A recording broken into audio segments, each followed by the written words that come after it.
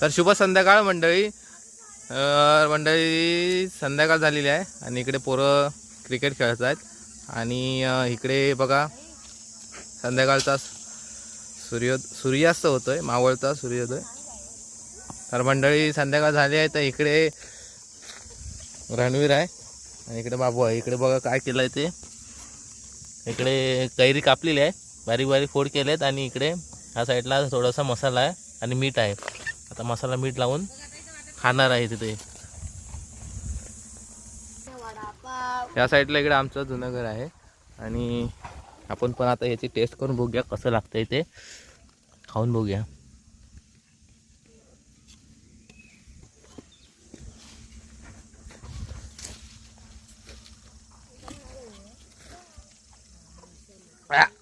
आंबट,